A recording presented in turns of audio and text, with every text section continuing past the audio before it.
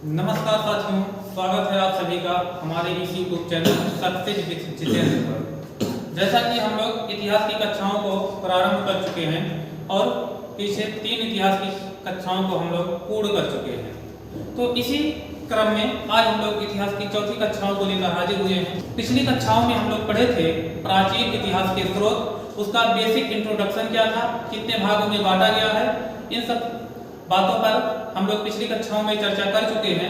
आज जो है हम उन्हीं स्रोतों या उन्हीं साक्ष्यों को एक एक करके उनका विभाजन क्या है, वो सभी क्या है, जैसे पुरातात्विक साक्ष्य क्या है, इन सब चीजों पर हम लोग चर्चा करने वाले हैं। तो आइए बिना देरी किए हुए हम लोग स्टार्ट करते हैं पुरातात्विक स्रोतों को।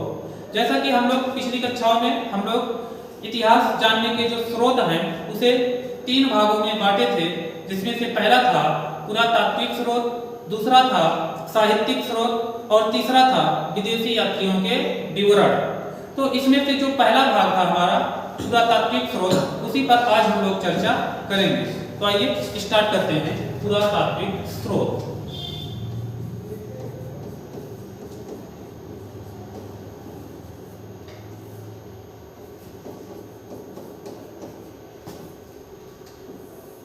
पुरातात्विक स्रोत देखिए, जैसे किसी देश या स्थान का इतिहास जानने के लिए तथा उसके समुचित एवं उचित विश्लेषण में पुरातात्विक साक्ष्यों की महत्वपूर्ण भूमिका होती है। पुरातात्विक साक्ष्यों के आधार पर हम लोग जो है किसी देश के इतिहास या किसी स्थान के इतिहास तथा उसके प्राचीन कालों के बारे में जानकारी प्राप्त कर सकते हैं। पुरातात्विक साक्ष्यों के अंतर्गत क्या क्या चीजें आएंगी, जैसा कि हम पिछली कक्षाओं में भी आपको बताए थे। जैसे इसके अंतर्गत अभिलेख, सिक्के, मूर्तियां, चित्रकारी, बर्तन, मृदभांड, ये सभी चीजें जो है हम पुरातात्विक साक्ष्यों के अंतर्गत रखते हैं। तो आइए इन सब चीजों को हम लोग नोट करते चलते हैं। पुरातात्विक स्रोत, जैसे इसके अंतर्गत क्या क्या चीजें आएंगी, जैसे अभिलेख,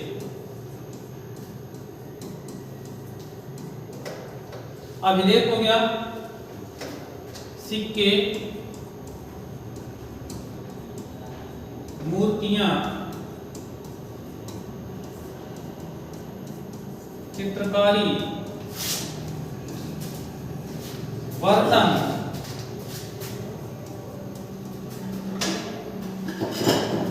अभिलेख, सिक्के, मूर्तियां, चित्रकारी, बर्तन, भवन, स्मारक,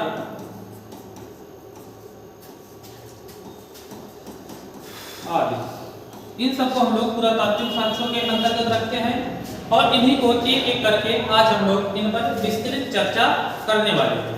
तो सबसे पहले पुरातात्विक स्रोत पर चलने से पहले सबसे पहले हम लोग भारतीय जो पुरातात्विक सर्वेक्षण विभाग है, इस पर थोड़ा सा हम लोग चर्चा कर लेते हैं। भारतीय पुरातत्व सर्वेक्षण पर हम थोड़ा सा चर्चा कर लेते हैं, उसके बाद हम पुरातात्विक स्रोतों को पढ़ना स्टार्ट करेंगे। तो हमारी हेडिंग होगी भारतीय पुरातत्व सर्वेक्षण।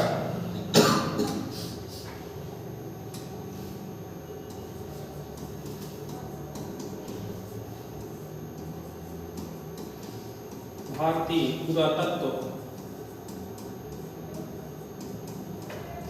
सर्वेक्षण, जिसे शॉर्ट में कहा जाता है ASI, archaeological survey of India. अब इन पर हम लोग थोड़ा सा चर्चा करते हुए चलते हैं।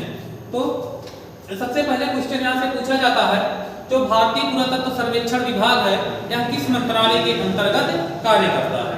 तो भारतीय पुरातत्व सर्वेक्षण विभाग जो है यह पर्यटन एवं संस्कृति विभाग के या मंत्रालय के अंतर्गत कार्य करता है। तो पहला पॉइंट इसमें यही होगा।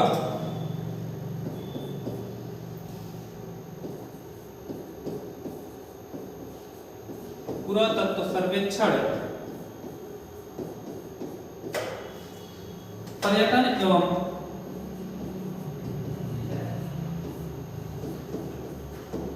संस्कृति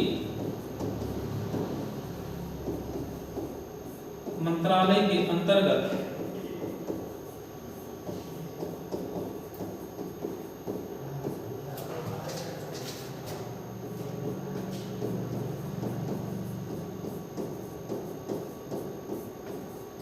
मंत्रालय के अंतर्गत कार्य करता है। भारतीय पुरातत्व सर्वेक्षण या पर्यटन एवं संस्कृति मंत्रालय के अंतर्गत कार्य करता है। अब अगर बात किया जाए, ये जो भारतीय पुरातत्व सर्वेक्षण विभाग है, इसकी स्थापना कब हुई थी? 1861 में जो हमारा वायसराय था लॉर्ड कैनिंग की मदद से जो है भारतीय पुरातत्व सर्वेक्षण विभाग की स्थापना की गई थी। तो आइए लिखते हैं इसको, पुरातत्व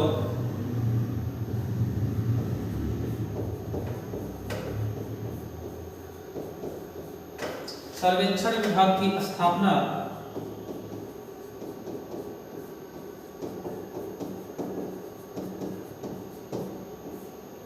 पुरातत्व सर्वेक्षण विभाग की स्थापना अलेक्जेंडर कनिंघम द्वारा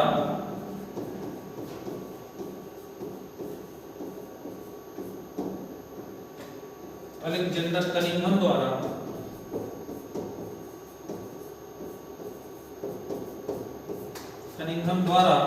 1861 ईस्वी में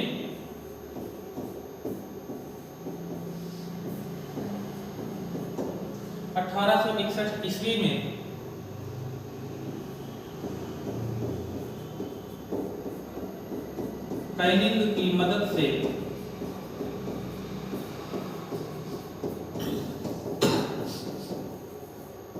की गई थी। भारत में जो पुरातत्व सर्वेक्षण विभाग की स्थापना है, यह अलेक्जेंडर कनिंघम के द्वारा 1861 ईस्वी में लॉर्ड कैनिंग की मदद से की गई थी। इसलिए अलेक्जेंडर कनिंघम को भारतीय पुरातत्व विज्ञान का जनक कहा जाता है। ये मोस्ट इंपॉर्टेंट है। अगला पॉइंट, अलेक्जेंडर कनिंघम को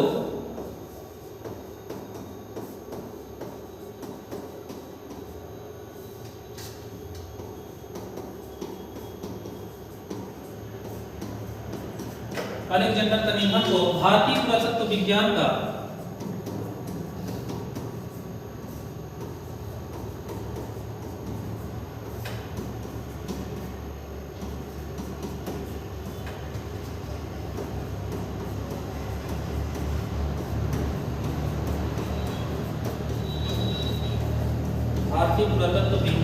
जनक कहा जाता है।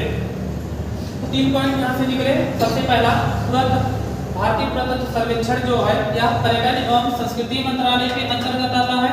दूसरा, पुरातत्व सर्वेक्षण विभाग की स्थापना अलेक्जेंडर कनिंघम के द्वारा की गई थी। और तीसरा, अलेक्जेंडर कनिंघम को ही भारतीय पुरातत्व विज्ञान का जनक कहा जाता है।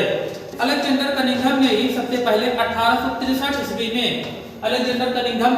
सबसे पहले 1863 ईस्वी में भारत में पाषाणकालीन स्थलों की खोज किए थे। भारत में जो पाषाणकालीन स्थलों की खोज का आरंभ है 1863 ईस्वी में अलेक्जेंडर कनिंघम के द्वारा की गई थी। तो अगला पॉइंट हम लोग लिख सकते हैं, भारत में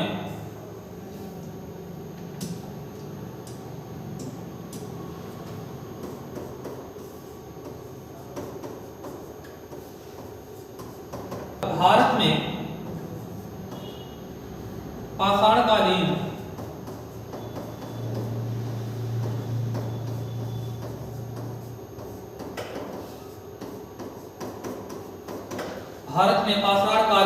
स्थलों की खोज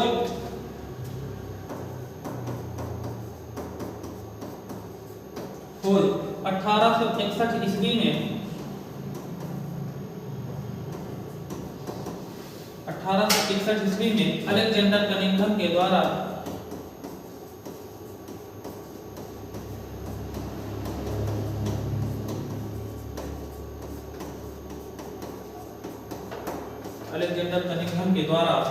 प्रारंभ किया गया था।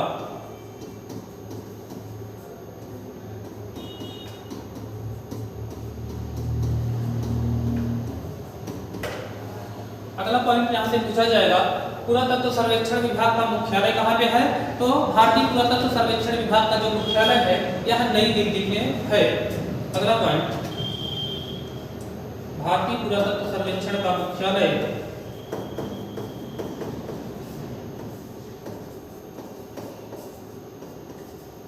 भारतीय पुरातत्व सर्वेक्षण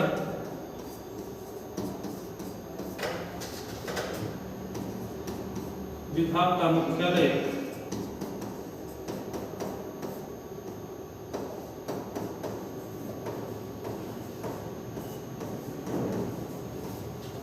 नई दिल्ली में है।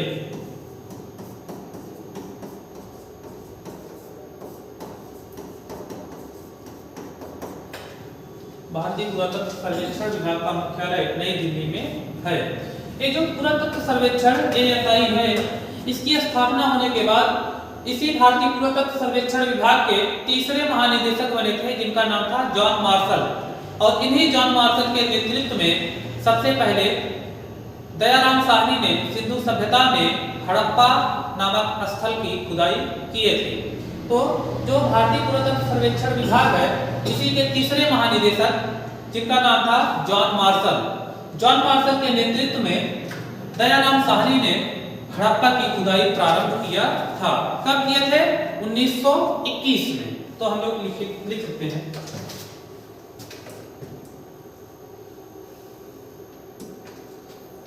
पुरातत्व विभाग के तीसरे महानिदेशक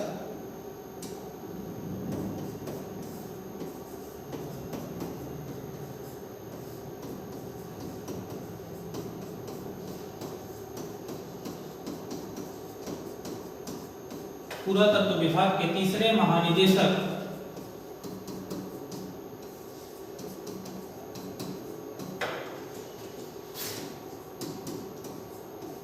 जॉन मार्शल बने।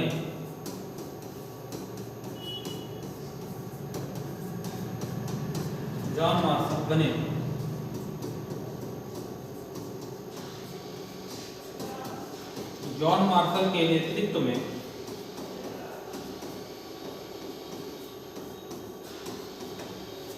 दयाराम साहनी ने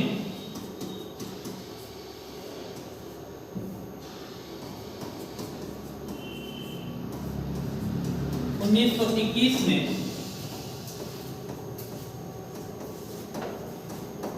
सिंधु सभ्यता का 1921 में हड़प्पा सभ्यता का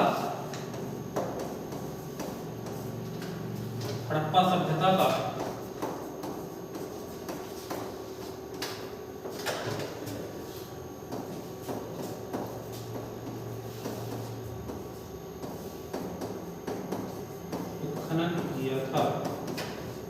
तो यहाँ से 4-5 पॉइंट हमारे निकल के आ गए हैं, जो कि परीक्षा की दृष्टि से बहुत ही इंपॉर्टेंट है। जैसा सबसे पहले यहाँ पर हम लोग पुरातात्विक स्रोत को स्टार्ट किए। पुरातात्विक स्रोत के अंतर्गत जैसे अभिलेख, सिक्के, मूर्तियां, चित्रकारी, बर्तन, भवन, स्मारक आदि वस्तुओं को हम लोग रखते हैं। अब पुरातात्विक स्रोतों को स्टार्ट करने से पहले सबसे पहले हम भारतीय पुरातत्व सर्वेक्षण को पढ़ें, जिसमें जो है सबसे पहला पॉइंट यही है, भारतीय पुरातत्व सर्वेक्षण जो है यह पर्यटन एवं संस्कृति मंत्रालय के अंतर्गत कार्य करता है। दूसरा, भारतीय पुरातत्व सर्वेक्षण विभाग की जो स्थापना हुई थी यह अलेक्जेंडर कनिंघम के द्वारा की गई थी। कब किए थे? 1861 ईस्वी में। 1861 ईस्वी में लॉर्ड कैनिंग हमारा वायसराय हुआ करता था। इसी कैनिंग की मदद से अलेक्जेंडर कनिंघम ने भारतीय पुरातत्व सर्वेक्षण विभाग की स्थापना किए थे। तीसरा पॉइंट, अलेक्जेंडर कनिंघम को भारतीय पुरातत्व विज्ञान का जनक कहा जाता है। अगला पॉइंट है भारत में पाषाणकालीन स्थल। जो पाषाणकालीन जो स्थल हैं इनकी भी 1863 होगा, 61 नहीं, ये होगा 1863।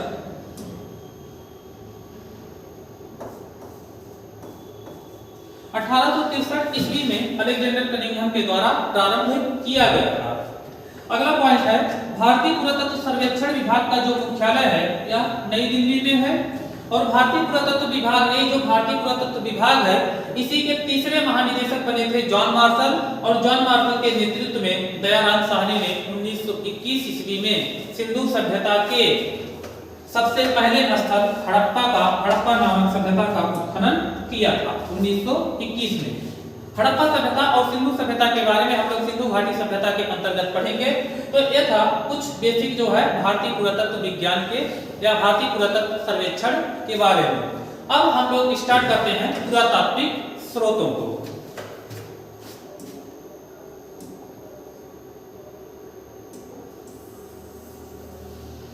पुरातात्विक स्रोतों में जैसा कि हमने बताया, इसके अंतर्गत अभिलेख, सिक्के, मूर्तियां, भवन, स्मारक, चित्रकारी आदि को रखा जाता है। तो इसमें से हम लोग सबसे पहला स्टार्ट करेंगे जिसका नाम है अभिलेख।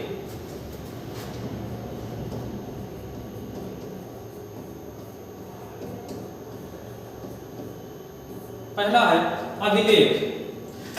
अब बात ये आती है कि अभिलेख होता क्या है। किसी कठोर सतह, पत्थर या धातु पर उत्कीर्ण लेख ही क्या कहलाता है? अभिलेख कहलाता है। किसी कठोर सतह, पत्थर, धातु आदि पर उत्कीर्ण लेख अभिलेख कहलाता है। और भारतीय इतिहास को जानने में या प्राचीन इतिहास को जानने में अभिलेखों की महत्वपूर्ण भूमिका रही है। और अभिलेखों का जो अध्ययन है, अभिलेखों के अध्ययन को एपिग्राफी या पूरा लेख शास्त्र कहा जाता है। तो आइए 2-3 पॉइंट हम लोग नोट कर लेते हैं। सबसे पहला, अभिलेख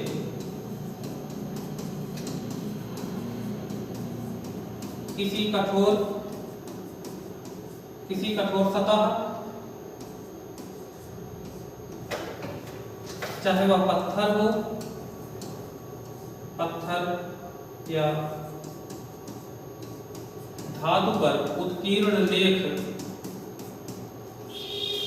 किसी कठोर सतह, पत्थर या धातु पर उत्कीर्ण लेख अभिलेख कहलाते हैं।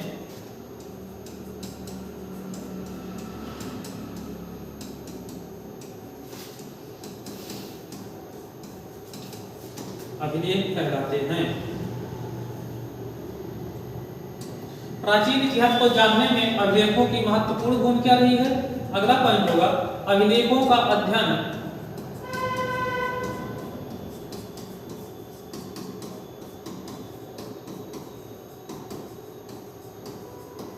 अभिलेखों का अध्ययन पुरालेख शास्त्र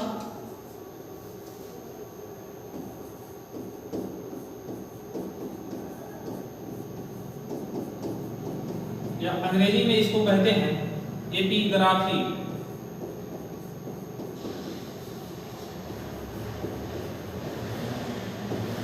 एपिग्राफी कहलाता है।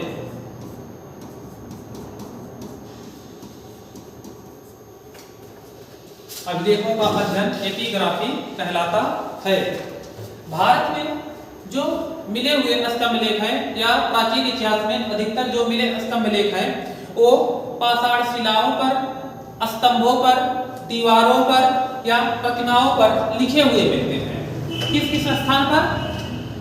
जैसे कोई पाषाण शिला हो गई, कोई ताम्र पत्र हो गया, स्तंभ हो गया, उस पर लिखवा दिया गया है। इन सब चीजों पर लिखे हुए मिलते हैं जो हमारे अभिलेख है। जैसे मान लीजिए हमारे पास कोई एक पत्थर है, इस प्रकार का कोई पत्थर है, कोई टीला है। इसमें क्या होगा, इसी पर जब हम लोग कोई लेख लिखवा देंगे तो मान लीजिए किसी लिख में हमने इस पर कुछ ऐसे जो है लिख दिया।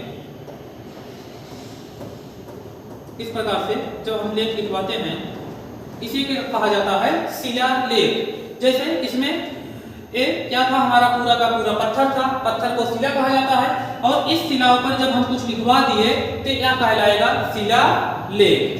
दूसरा होता है स्तंभ लेख। स्तंभ लेख क्या होगा? Pillar addict. जैसे मान लीजिए हमने एक स्तंभ बना दिया और इस स्तंभ को ले जाके कहीं पर लगवा दिया गया और इस स्तंभ पर कुछ जानकारियां लिख दी गई। इस प्रकार से कुछ जानकारियां हम लिख देते हैं, कुछ लेख उत्कीर्ण करवा देते हैं, तो यह कहलाता है स्तंभ लेख। जैसे ये हो गया शिलालेख, ये है स्तंभ लेख।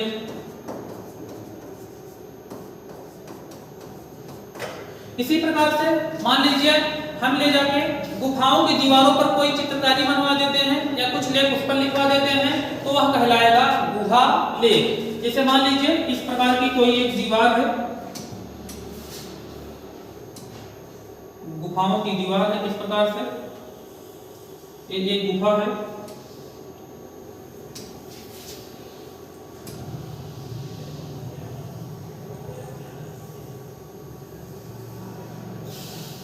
मान लीजिए ये गुफाओं की दीवार है और इस गुफाओं की दीवारों पर ले जाके हम कुछ लेखों को लिखवा देते हैं। ऐसे कुछ लेख लिखवा देते हैं। तो इसे कहा जाएगा गुहा लेख।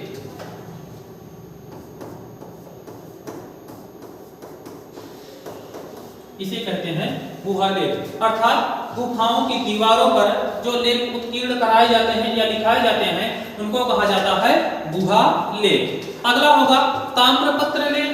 ताम्रपत्र लेख क्या होगा? ताम्र का मतलब होता है तांबा या तांबा या कॉपर। तो तांबे का चद्दर यानी कि तांबे का जो परत होगी, अगर उसके ऊपर कोई लेख लिखवा दिया जा रहा है तो उसे हम लोग कहेंगे ताम्रपत्र लेख। जैसे मान लीजिए हमारे पास एक तांबे की सीट है या तांबे धातु की एक यहाँ पर इस प्रकार का कोई धातु का बना हुआ सीट है, चद्दर है। इस पर ले जाके हम लोग क्या करते हैं, कुछ लेख को लिखवा देते हैं ऐसे।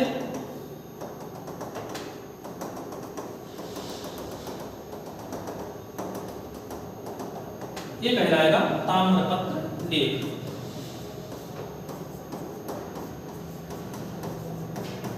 ताम्रपत्र लेख। तो ये जो अभिलेख है इसे कई भागों में डिवाइड किया जा सकता है, जैसे शिलालेख, स्तंभ लेख, गुहा लेख, ताम्रपत्र लेख, अनेक प्रकार के हो सकते हैं। तो जैसे अगर मान लीजिए कोई लेख अगर पत्थर पर या शिलाओं पर लिख दिया गया इसे कहा जाता है शिलालेख। अगर स्तंभ पर, पिलर पर लिख दिया गया इसे कहा जाएगा स्तंभ लेख। जैसे आज हमारे समाज में क्या होता है, तमाम प्रकार के अगर हमें कोई नेता, मंत्री, विधायक या सांसद क्या करते हैं, किसी रोड का उद्घाटन करते हैं या किसी स्कूल का उद्घाटन करते हैं तो लोग क्या करते हैं, रोड के स्टार्टिंग में आप देखते हैं एक बड़ा सा पिलर बना दिया जाता है और उस पर पत्थर पर लिखवा के उसी में जो है ले जाके लगवा दिया गया रहता है। तो उस प्रकार का जो लेख कहलाता है उसी को कहा जाता है स्तंभ लेख। तीसरा है गुहा लेख। गुहा लेख जैसे गुफाओं की दीवारों पर जब कोई लेख उत्कीर्ण करवाया जाता है तो इसे हम लोग कहते हैं गुहा लेख। तांबे के पत्र पर, ताम्रपत्र पर अगर कोई लेख लिखवाया गया तो इसे कहा जाता है ताम्रपत्र लेख। अब आगे चलते हैं, ये यहाँ तक समझ में आ गया होगा कि अभिलेख क्या है, ठीक है, और अभिलेखों का अध्ययन क्या कहलाता है, ये इंपॉर्टेंट है। उसके बाद जैसे शिलालेख, स्तंभ लेख क्या है, गुहा लेख क्या है, ताम्रपत्र लेख क्या है, ये सारी चीजें धीरे धीरे समझ में आई होगी। अब आगे चलते हैं और आगे हम लोग बात करते हैं, अगर बात किया जाए आगे जो सबसे प्राचीन अभिलेख प्राप्त हुआ है वो कहां से प्राप्त हुआ है और किस शताब्दी में प्राप्त हुआ था। तो जो सबसे प्राचीन अभिलेख प्राप्त हुआ है वह मध्य एशिया के बोगाजकोई से प्राप्त हुआ था और यह अभिलेख जो है 1400 ईसा पूर्व का है। बोगाजकोई अभिलेख जो है यह मध्य एशिया से प्राप्त हुआ और यह 1400 ईसा पूर्व के लगभग का है। और यह जो अभिलेख है इस अभिलेख पर अनेक वैदिक देवताओं जैसे इंद्र, वरुण, नासत्य, मित्र, इन सभी के नाम का उल्लेख मिलता है। तो अगर पूछा जाएगा सबसे प्राचीन अभिलेख कौन सा है तो हम लोग बताएंगे बोगाजकोई अभिलेख, जो कहां से प्राप्त हुआ है, मध्य एशिया से प्राप्त हुआ है और कितने वर्ष पुराना है, यह 1400 ईसा पूर्व का है। तो हम लोग देख सकते हैं सबसे प्राचीन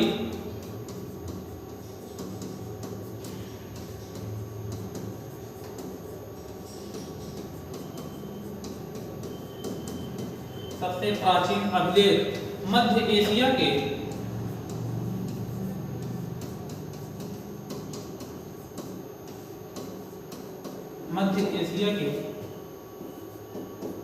बोगाजकोई से प्राप्त हुआ है। मध्य एशिया के बोगाजकोई से प्राप्त हुआ है।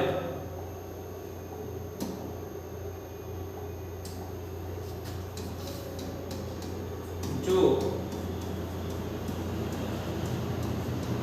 1400 ईसा पूर्व का है।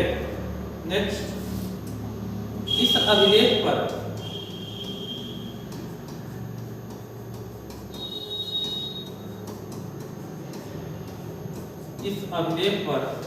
अनेक वैदिक देवताओं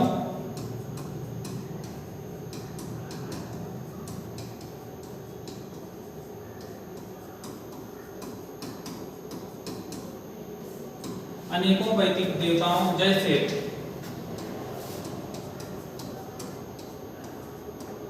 इंद्र, वरुण, नासत्य, मित्र आदि के नामों का उल्लेख मिलता है।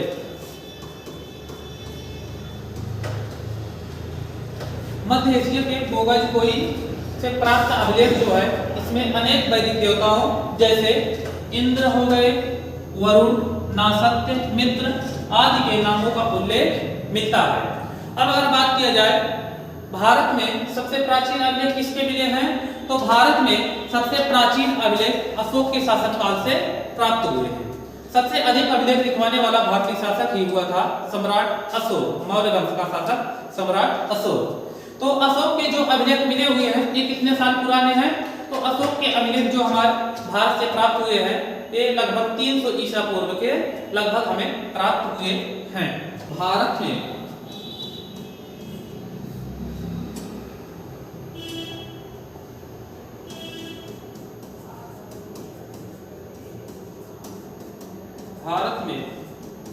सबसे प्राचीन अभिलेख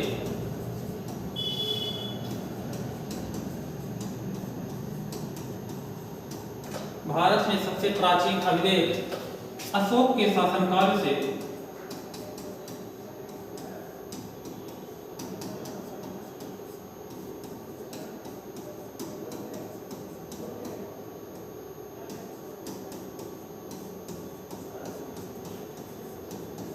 अशोक के शासनकाल से प्राप्त हुए हैं, जो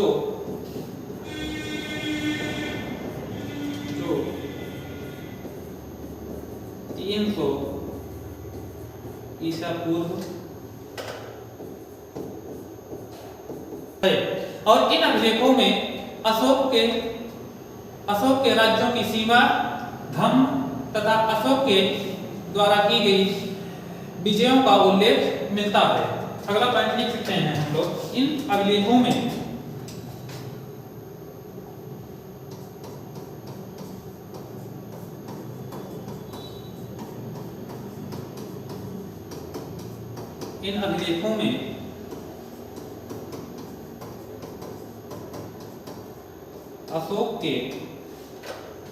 अशोक के राज्यों की सीमाएं,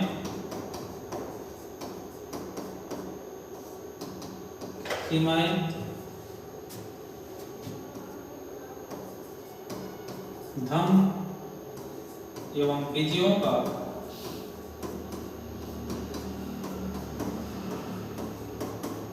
उल्लेख मिलता है।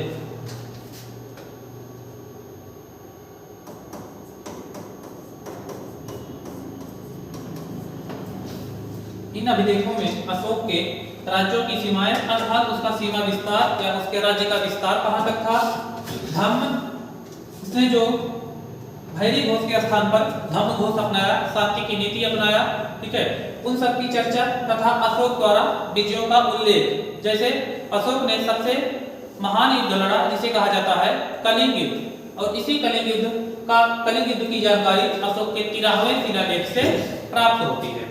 तो इन सब अशोक के शिलालेखों में अशोक के राज्यों की सीमाएं, धर्म, विजयों आदि का उल्लेख मिलता है। अगला पॉइंट, अशोक के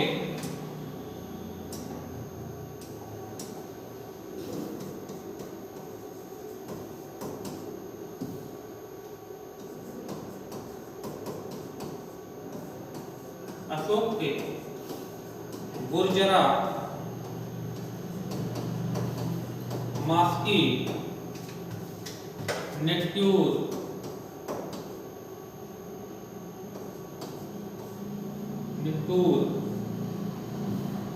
गुर्जरा, मास्की, नेट्यूर एवं उदयगोलन अभिलेखों में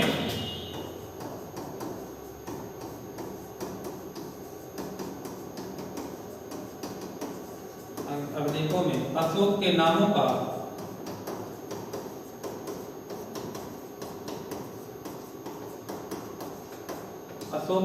का उल्लेख मिलता है।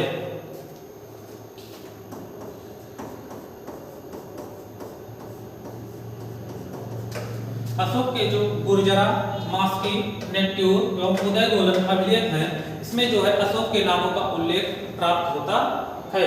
जो अशोक के अधिकतर अभिलेख और शिलालेख प्राप्त हुए हैं, अशोक के अधिकतर शिलालेख या स्तंभ लेख जो है वो ब्राह्मी, खरोष्ठी एवं अरमाइक लिपि में प्राप्त हुए हैं। अशोक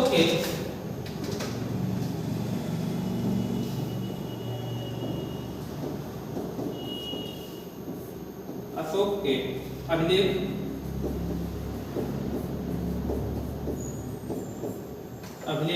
ब्राह्मी लिपि, खरोष्ठी लिपि,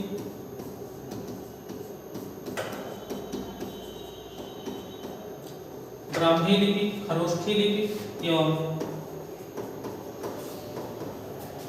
अरमाइक लिपियों में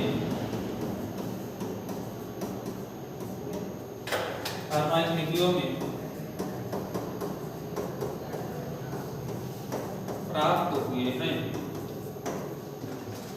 अशोक के जो अभिलेख हैं वो ब्राह्मी लिपि, खरोष्ठी लिपि एवं अरमाइक लिपियों में प्राप्त हुए हैं। सबसे अधिक अभिलेख जो प्राप्त हुए हैं वो ब्राह्मी लिपि में प्राप्त हुए हैं। नेक्स्ट,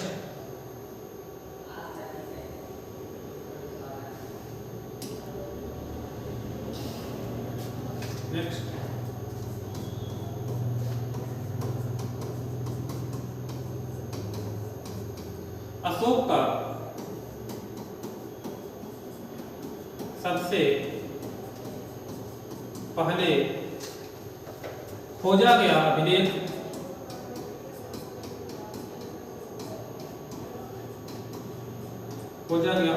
या स्तंभ लेख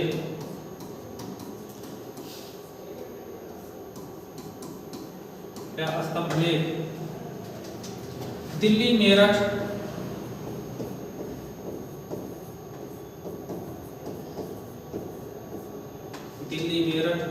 स्तंभ लेख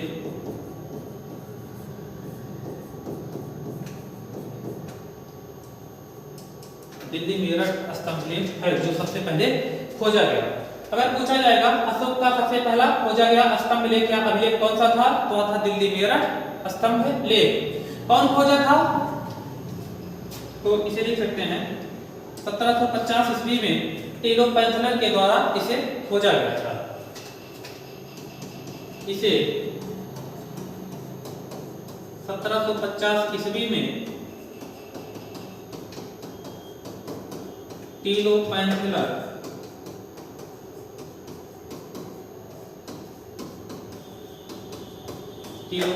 के द्वारा खोजा गया। अगर खोजने की बात आई तो आगे पूछेगा कौन सा अभिलेख सबसे पहले पढ़ा भी गया था, तो अशोक का सबसे पहले पढ़ा गया स्तंभ लेख था दिल्ली टोकरा स्तंभ लेख, जो 1835 ईस्वी में जेम्स प्रिंसेप के द्वारा पढ़ा गया। तो अशोक का सबसे पहले पढ़ा गया स्तंभ लेख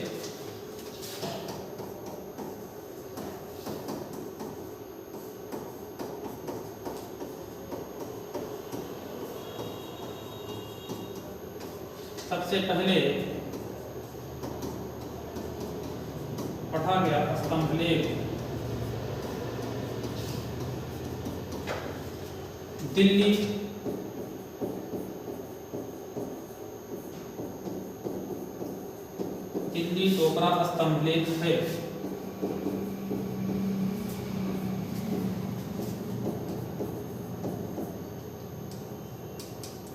दिल्ली टोकरा स्तंभ लेख है जो कि या जिसे 1837 ईस्वी में जेम्स प्रिंसेप के द्वारा पढ़ा गया था। अशोक का सबसे पहले पढ़ा गया स्तंभ लेख दिल्ली टोपरा स्तंभ लेख था, जिसे 1837 ईस्वी में जेम्स प्रिंसेप के द्वारा पढ़ा गया। आगे अगर हम लोग बात करें तो हाथी गुम्फा अभिलेख। हाथी गुम्फा अभिलेख किसका है? तो हाथी गुम्फा अभिलेख कलिंग नरेश खारवेल का है। यह कहां पर है? यह उड़ीसा के उदयगिरी पहाड़ियों पर स्थित है। उदयगिरी की पहाड़ियों की जो गुफाएं हैं उन गुफाओं में स्थित है हाथी गुम्फा अभिलेख। क्यों प्रसिद्ध है?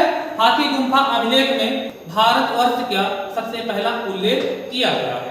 अगर पूछेगा भारतवर्ष का सबसे पहला उल्लेख कहां पर किया गया है, तो भारतवर्ष का पहला उल्लेख हमको मिलता है हाथी गुम्फा अभिलेख पर। नेक्स्ट अगली हेडिंग होगी हमारी कुछ प्रमुख अभिलेख एवं उनके शासक। अब कुछ अभिलेखों पर जो बड़े बड़े अभिलेख हैं, चर्चित अभिलेख हैं और उनसे जो क्वेश्चन पूछे जाते हैं उन पे हम लोग थोड़ा सा चर्चा कर लेते हैं। हेडिंग होगी हमारी कुछ प्रमुख अभिलेख एवं उनके शासक।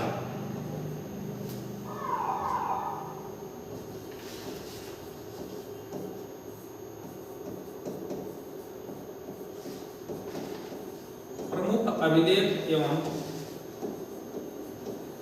उनके शासक। जैसे पहला अभिलेख है हाथी गुम्फा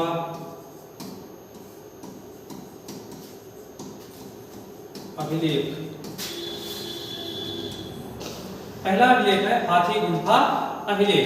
तो इसके अंतर्गत पहला पॉइंट होगा यह कलिंग नरेश खारवेल का है।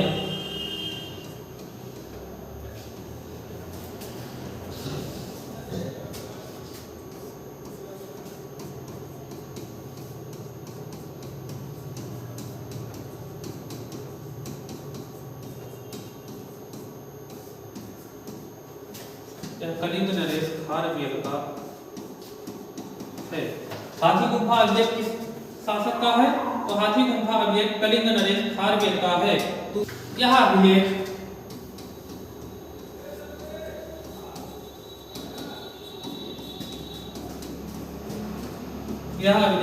उड़ीसा के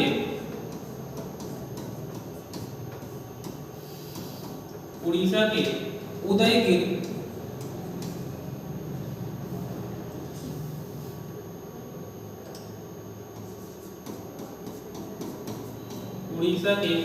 पहाड़ियों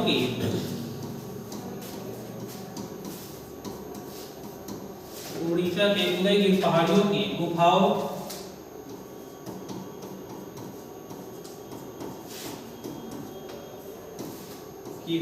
में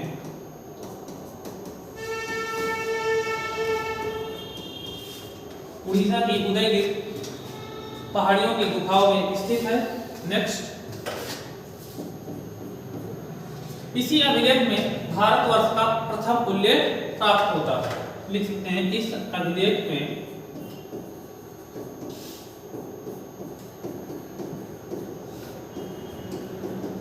या इस अभिलेख से भारतवर्ष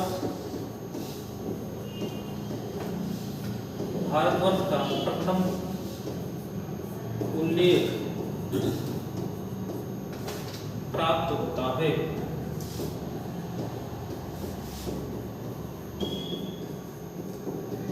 भारतवर्ष शब्द का प्रथम उल्लेख किस अभिलेख से प्राप्त होता है? तो हाथी गुम्फा अभिलेख से प्राप्त होता है। अगर हम लोग इसको मानचित्र पर देखना चाहें कि मानचित्र में कहां पर होगा, तो मानचित्र में दिखा देते हैं।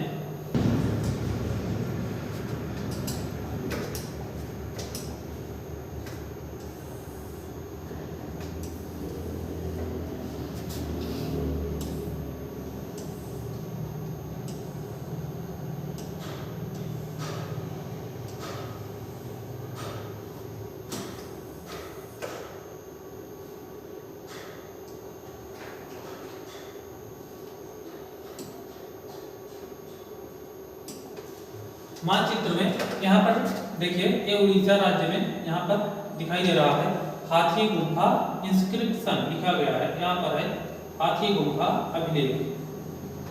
तो किस राज्य में होगा? उड़ीसा राज्य में। ठीक है, किस राजा का है या किस शासक का है? कलिंग नरेश खारवेल का है। किस पहाड़ी या किस पहाड़ी की गुफा में है? तो यह उदयगिरी पहाड़ी की गुफाओं में स्थित है। तो यहाँ पर स्थित है हमारा हाथी गुफा अभिलेख। आगे अगर हम लोग दूसरे अभिलेख की तरफ चलें, दूसरे अभिलेख की बात करें, तो दूसरा अभिलेख है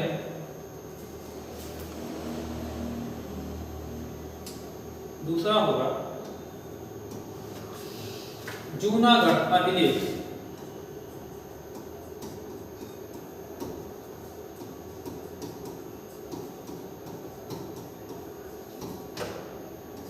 जूनागढ़ अभिलेख, जूनागढ़ अभिलेख किसका है? तो इसके बारे में लिख सकते हैं यह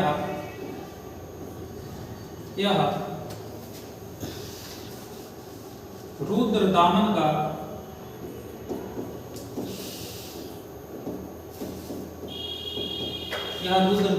का है।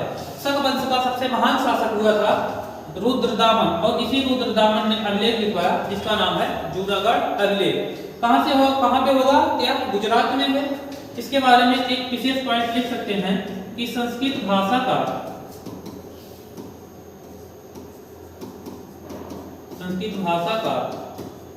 सबसे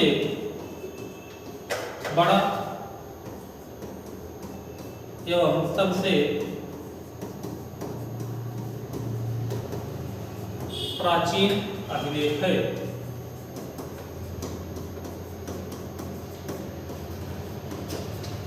संस्कृत भाषा का सबसे प्राचीन और सबसे बड़ा अभिलेख कौन सा है? जूनागढ़ अभिलेख। तीसरा होगा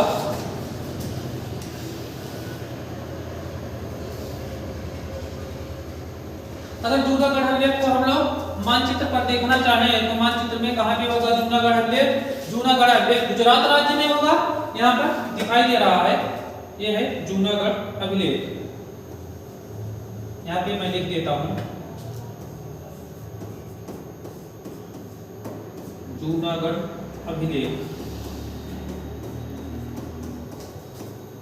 और इसके बारे में लिख देते हैं यहाँ पर हाथी गुफा अभिलेख।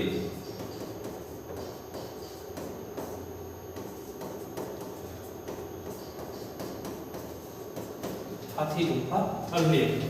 तीसरा अभिलेख होगा हमारा जिसका नाम है ऐहोल अभिलेख।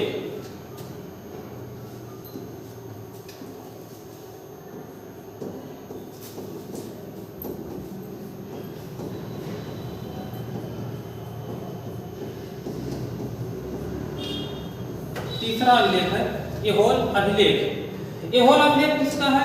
तो ऐहोल अभिलेख पुलकेशिन सिंधुत्ती का है। यह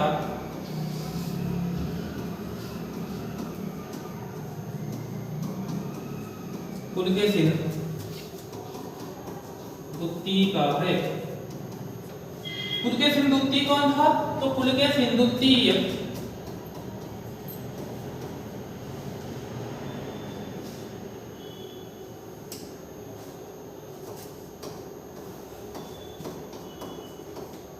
पुलकेशिन सिंधुत्ती चालुक्य वंश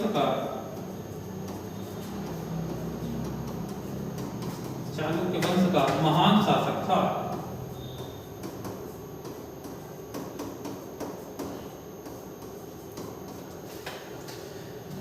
ऐहोल अभिलेख पुलकेशिन सिंधुत्ती का है। पुलकेशिन सिंधुत्ती चालुक्य वंश का महान शासक था। यह अभिलेख कहां पे है? तो ऐहोल अभिलेख कर्नाटक में है।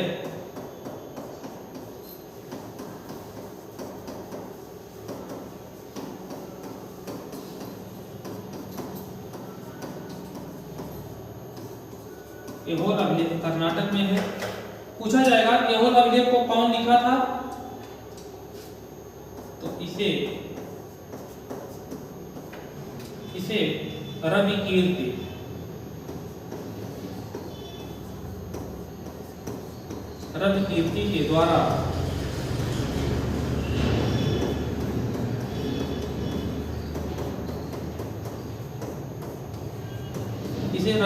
के द्वारा लिखा गया था। कब लिखा गया था? 7वीं शताब्दी में लिखा गया था। इस अभिलेख में जानकारी क्या मिलती है? तो ऐहोल अभिलेख से हमको जानकारी मिलती है पुलकेशिन सिंधुत्ती एवं हर्षवर्धन के बीच हुए युद्धों की जानकारी हमको कहां से मिलती है? ऐहोल अभिलेख से प्राप्त होती है। तो अगला पॉइंट होगा इस अभिलेख में या इस अभिलेख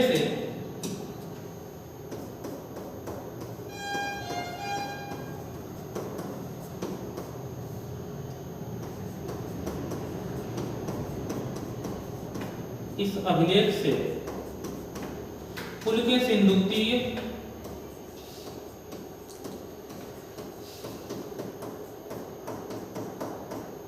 एवं हर्षवर्धन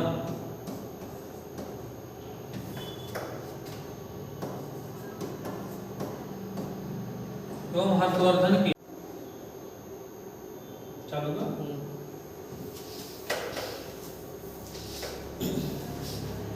तीसरा है हमारा ग्वालियर अभिलेख।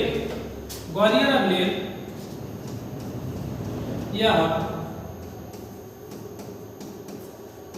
प्रतिहार शासक मिहिर भोज का है।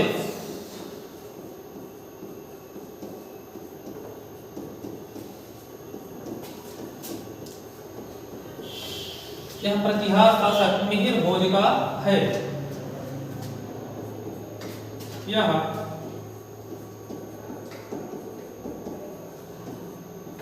संस्कृत भाषा एवं ब्राह्मी लिपि में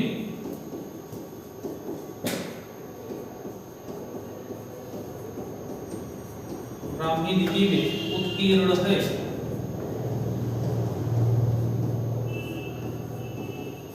यह संस्कृत भाषा एवं ब्राह्मी लिपि में उत्कीर्ण है।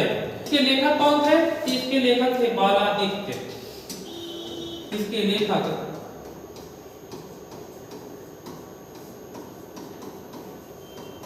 बालादित्य थे।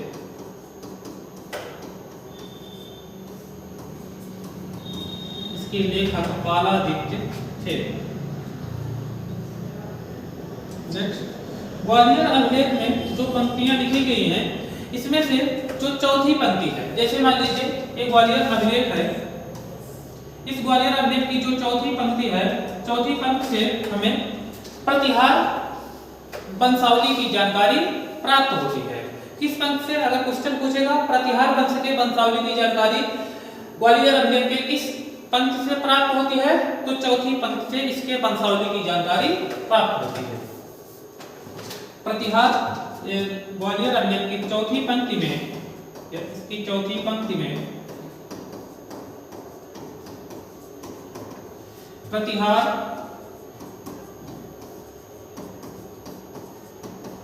वंश के वंशावली या लिख सकते हैं प्रतिहार वंशावली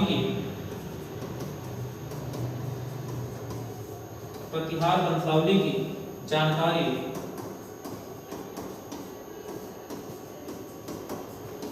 प्रदान होती है। ग्वालियर अभिलेख की चौथी पंक्ति में प्रतिहार वंशावली के बारे में जानकारी प्राप्त होती है। अगला अभिलेख होगा हमारा चौथा है गरुड़ स्तंभ अभिलेख।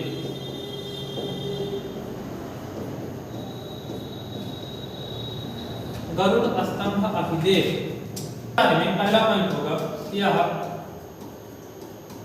यवन के शासक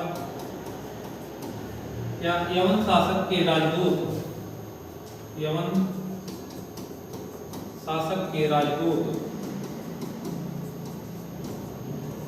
हेलियोडोरस का है।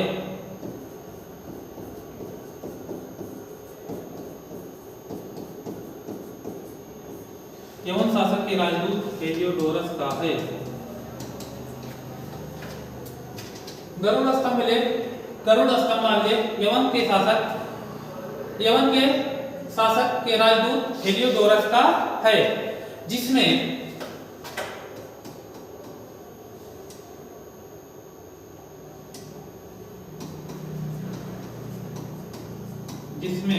द्वितीय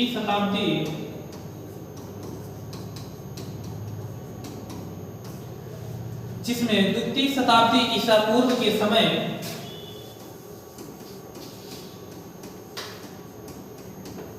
ईसा पूर्व के समय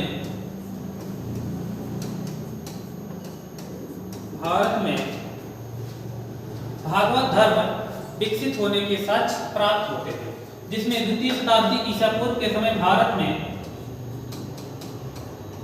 भागवत धर्म के विकसित होने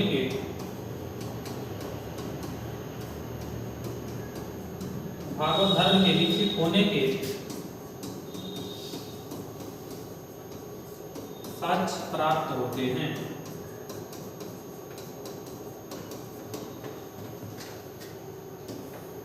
भागवत धर्म के विकसित होने के साक्ष्य प्राप्त होते हैं। अगर पूछा जाएगा इसे किस नाम से जाना जाता है, तो इसे जो है खम्भ बाबा या खंभा बाबा के नाम से जाना जाता है। नेक्स्ट पॉइंट, इस अभिलेख को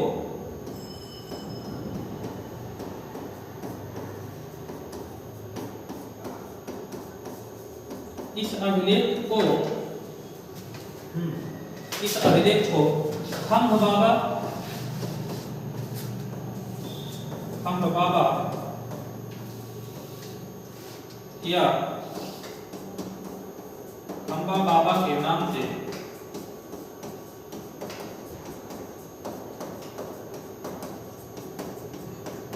जाना जाता है।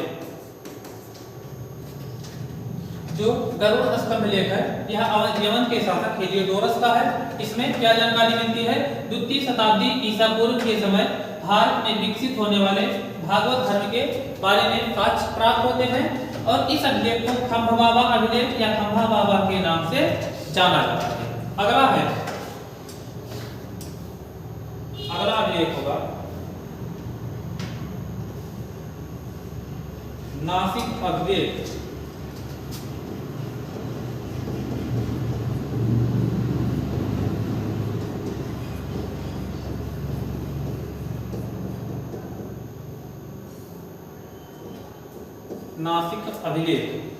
नासिक अभिलेख कहां पर है? नासिक अभिलेख नासिक की गुफाओं में स्थित है। इसकी आधारशिला कौन रखा था? इसकी आधारशिला गौतमी बलश्री ने रखा था। इस अभिलेख पर गौतमी पुत्र सातकर्णी की विजयों का उल्लेख दर्ज मिलता है। गौतमी पुत्र सातकर्णी किस वंश का शासक था? तो गौतमी पुत्र सातकर्णी सातवाहन वंश का शासक था। तो इसके बारे में पहला पॉइंट होगा, यह अभिलेख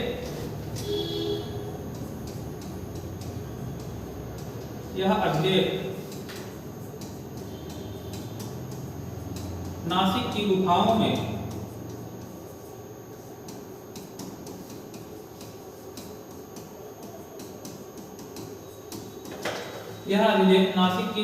में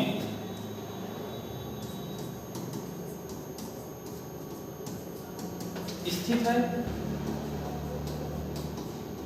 इस अभिलेख की आधारशिला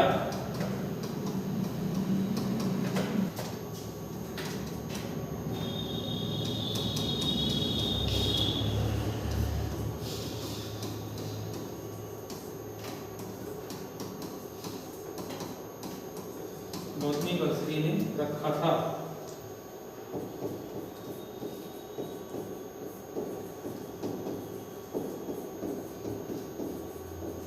इस अभिलेख में गौतमी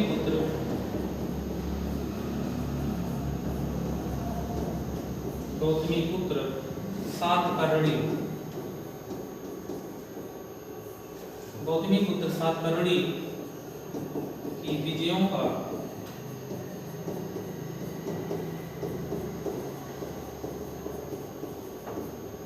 की विजयों का उल्लेख मिलता है।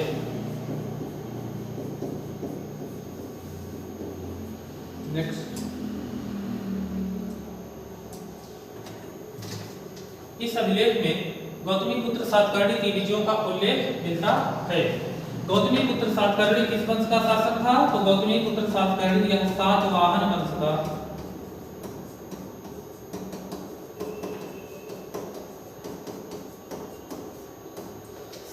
वंश का शासक था गौतमी पुत्र सातकर्णी।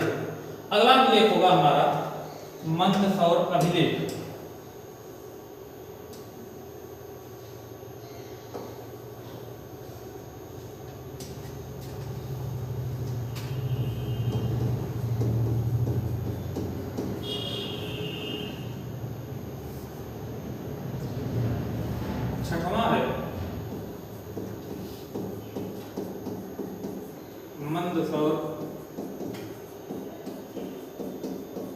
अभिलेख कहां पर है? तो मंदसौर अभिलेख मध्य प्रदेश के मंदसौर में है। कौन लिखवाया था? तो मंदसौर अभिलेख को यशोवर्मन ने लिखवाया था। यशोवर्मन मालवा का नरेश था, उसने जो है मंदसौर अभिलेख को लिखवाया था। किस भाषा में लिखवाया था? संस्कृत भाषा में और गुप्त लिपि में इसे लिखा गया था। इस अभिलेख की विशेषता क्या होगी? यह जो मंदसौर अभिलेख है, यह इसकी जो शुरुआत है, इसके लेख की जो शुरुआत होती है वह ओम से स्टार्ट होती है। इसके बारे में हम लोग लिख लेते हैं। मंदसौर अभिलेख, पहला पॉइंट इसके बारे में होगा, यह मध्य प्रदेश के मंदसौर में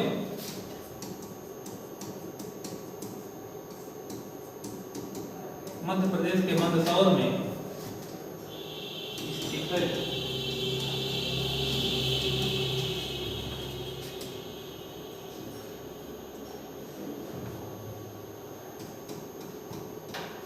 इसे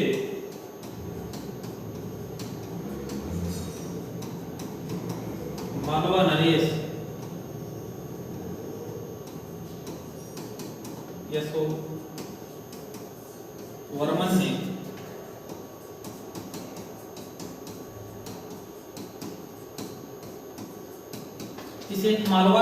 यशोवर्मन ने लिखवाया था। तीसरा पॉइंट,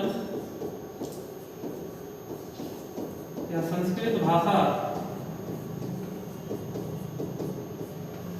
संस्कृत भाषा एवं गुप्त लिपि में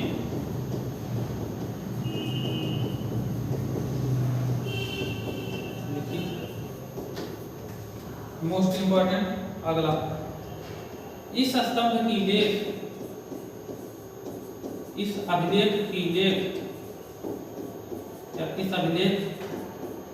के लेख की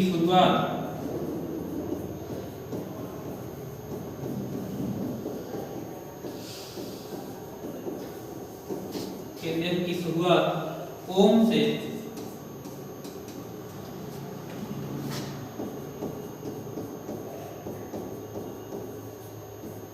प्रारंभ होती है। इसकी शुरुआत जो है ओम से प्रारंभ होती है। अगला होगा देवपाड़ा प्रशस्ति अभिलेख, सातवां।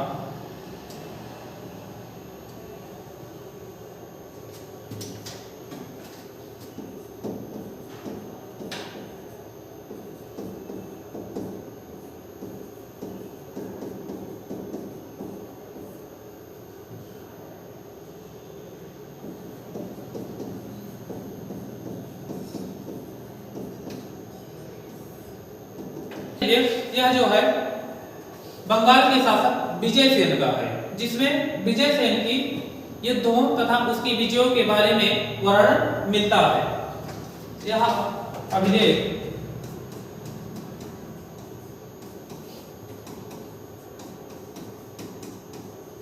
अभिलेख बंगाल के शासक विजय सेन का है।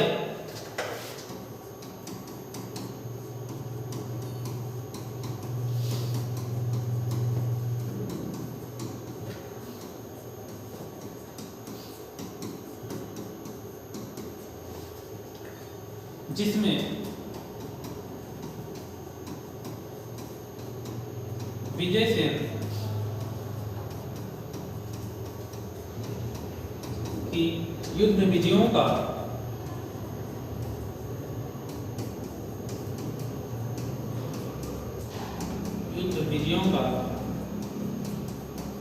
उल्लेख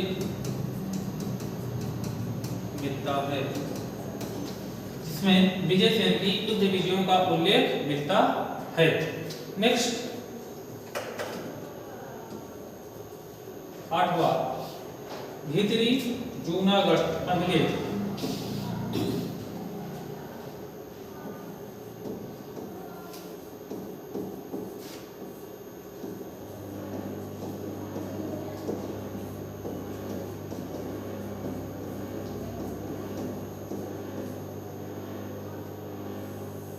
आठवां होगा भीतरी जूनागढ़ अभिलेख। भीतरी जूनागढ़ अभिलेख जो है यह स्कंदगुप्त का है।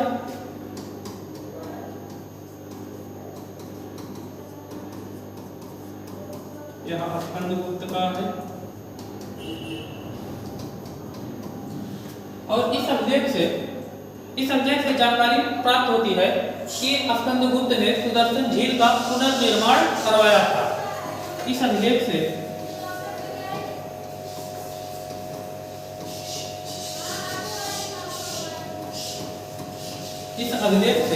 स्कंदगुप्त के द्वारा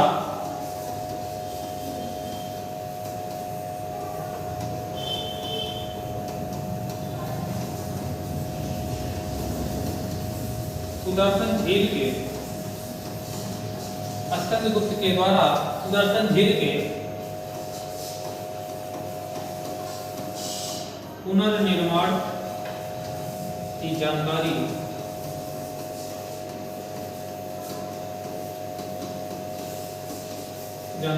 प्राप्त होती है। स्कंदगुप्त के द्वारा सुदर्शन झील के पुनर्निर्माण की जानकारी प्राप्त होती है।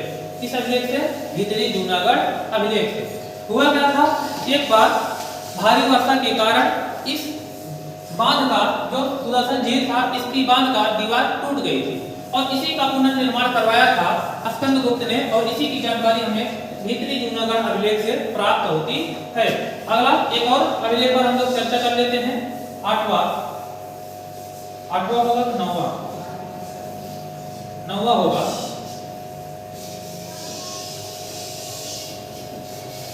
जो बहुत ही इंपॉर्टेंट है, नौवां अभिलेख बहुत ही इंपॉर्टेंट है, कई बार परीक्षाओं में पूछा भी जा चुका है। इसका नाम है एरड़ अभिलेख।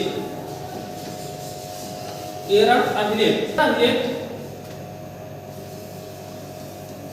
यह गुप्त वंश के शासक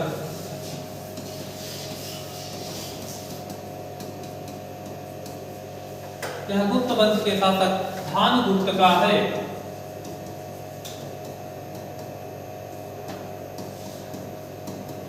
एरड़ अभिलेख गुप्त वंश के शासक भानुगुप्त का है। इस एरड़ अभिलेख से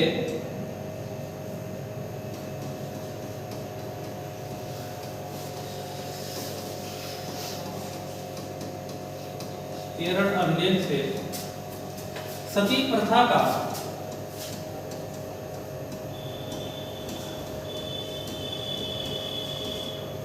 प्रथम साक्ष्य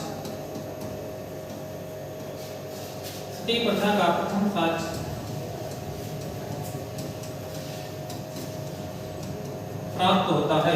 एरड़ अभिलेख से सती प्रथा का प्रथम साक्ष्य प्राप्त होता है। अगर पूछेगा कौन सी महिला थी जो सबसे पहले सती हुई, तो रामगुप्त के सेनापति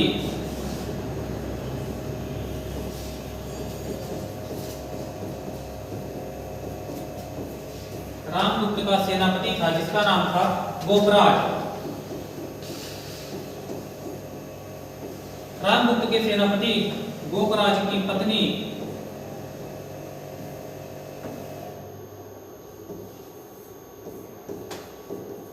प्रथम महिला थी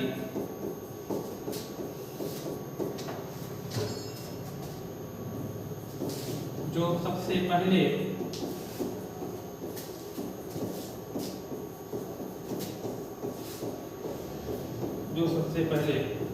सती हुई।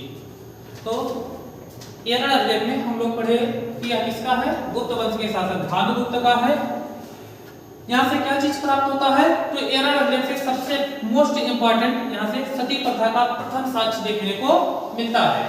और कौन सी महिला थी जो सबसे पहले अपने पति के लिए सती हुई, तो रामगुप्त का सेनापति हुआ करता था जिसका नाम था गोपराज, और इसी गोपराज की पत्नी हुआ करती थी जो सबसे पहले अपने पति के लिए सती हुई। तो आज की क्लास में हम लोग जो प्रमुख अभिलेख हैं इन अभिलेखों पर चर्चा किए हैं, उनसे संबंधित जो 2-4 फैक्ट्स निकलने वाले थे उन सब पे हम लोग चर्चा किए। आज के बाद से अगली क्लास में हम लोग जो है स्तंभ लेखों पर चर्चा करेंगे। जो प्रमुख स्तंभ लेख हैं कुछ स्तंभ लेखों को चर्चा करेंगे, उसके बाद जो है हम लोग दूसरी तरफ आगे बढ़ेंगे, वहीं पर अभिलेख को समाप्त करेंगे और हम लोग सिक्कों वगैरह की तरफ आगे बढ़ेंगे। तो अगर क्लास में दी गई जानकारी और यह वीडियो आपको अच्छा लगता है तो वीडियो को लाइक कीजिए, चैनल को सब्सक्राइब कीजिए तथा अपने दोस्तों के बीच में शेयर कीजिए। धन्यवाद।